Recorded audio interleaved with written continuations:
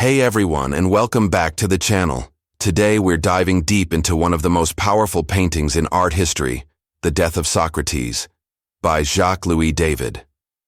Completed in 1787, this isn't just a painting, it's a statement, a masterclass in the neoclassical style that David himself pioneered. Even if you know nothing about it, take a moment to just look. The clarity is astonishing. Notice the commanding gesture of the man in the center, the tension between his hand and the cup, the dramatic lighting, and those bare stone walls. It's a scene that grabs you immediately. As the title suggests, this painting captures the final moments of the philosopher Socrates, as described by his student Plato. Socrates was condemned to death by an Athenian court, accused of corrupting the youth and disrespecting the city's gods. He was sentenced to drink hemlock, a deadly poison. He could have escaped, but he chose to stay, using his death as a final lesson. For a true philosopher, death isn't an end, but a release of the soul. David chose the most dramatic moment. Socrates, calm and resolute, reaching for the cup. He's been discussing the immortality of the soul, completely unfazed by his impending death.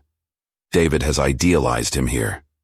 The real Socrates was 70 years old, but here he appears strong and muscular, bathed in a divine light. Look how the light from the top left illuminates him in his white robes, making him the brightest figure, while the executioner beside him is cloaked in red. For David, Socrates was a symbol of moral strength and unwavering principle. This was a powerful message for the French people, just 2 years before their own revolution. The French monarchy was weakening, and reformers were looking to the democratic ideals of ancient Greece. In fact, Thomas Jefferson, a key figure in the American Revolution, was there when this painting was first shown. It instantly became an icon for radical change.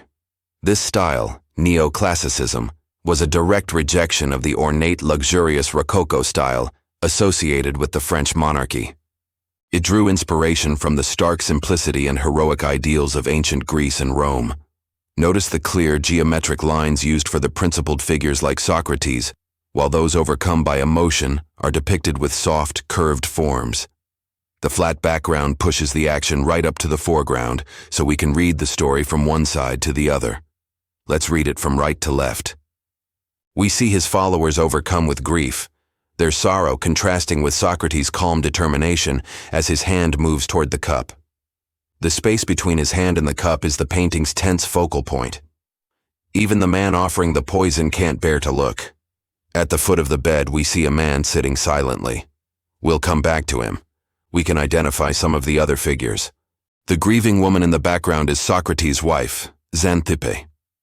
The man clutching Socrates' leg is his devoted follower, Crito. David actually signed his name right under Crito, perhaps identifying with a man who admires moral strength, even if he feels he can't fully live up to it. David also took some artistic liberties. He reduced the number of people present to 12, echoing the 12 apostles in Leonardo da Vinci's The Last Supper. But his most significant addition is the man at the foot of the bed, Plato. Historically, Plato wasn't there. He was a young man at the time. Yet David paints him as an old man, deep in thought, turned away from the action. Without Plato, who documented his teacher's life and philosophy in over 30 dialogues, the Socrates we know wouldn't exist. Their ideas are forever intertwined. By placing an aged Plato here, David suggests something profound. The entire scene could be interpreted as a memory exploding from Plato's mind, an idealized, perfectly composed recollection. It's a frozen moment, a story told to serve the needs of the present. This is what makes the painting so brilliant. On one hand, it's a call for strict moral reality. On the other, the presence of Plato reminds us that this is a constructed memory, an ideal. Just as the noble principles of the French Revolution would later be betrayed by its brutal reality. Perhaps David sensed this, which is why his second signature is right here near Plato. The Death of Socrates is a masterpiece of power, skill, and beauty, weaving together history, politics, and philosophy. It's a work of pure genius. Thanks for watching. If you enjoyed this deep dive, don't forget to like, subscribe, and hit that notification bell for more art history breakdowns. See you in the next video.